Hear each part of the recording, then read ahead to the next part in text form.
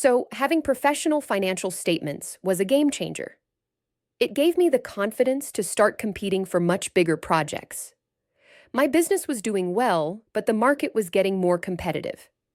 I found myself bidding on things like a digital marketing contract for the municipal government, where you're up against larger, more established agencies. Gut feelings and a nice portfolio just weren't going to be enough to win. I started running into two big problems. First, I noticed a competing agency was charging significantly more, and they were still winning big clients. Second, my own clients were getting more sophisticated. One of them asked me for a detailed return on investment, or ROI analysis, to justify what they were spending with me. They wanted hard numbers.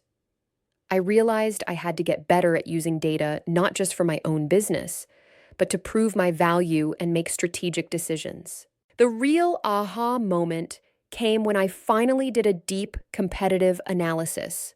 I was honestly shocked. I discovered that my pricing was about 15% below the market average for the level of quality I was delivering. I was just leaving money on the table because I hadn't done the research. That's when it hit me.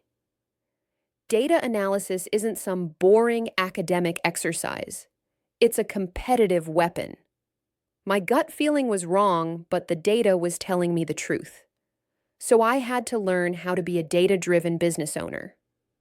This unit's driving question is about using sales data to help a cafe maximize profit, but the principle was exactly the same for my business. It's about moving beyond just reporting what happened and starting to analyze why it happened and what you should do next. It's about digging into trends, deeply understanding metrics like ROI, and then using that insight to make strategic choices about my pricing, my services, and where I should focus my energy. Once I started using data this way, everything changed.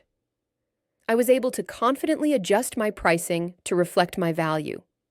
I could walk into a client meeting and show them a clear, data-backed report on the return they were getting.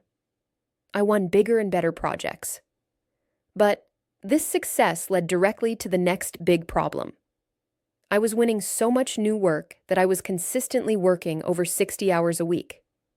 I had hit my personal capacity. I knew that if I wanted the business to keep growing, I couldn't do it alone anymore.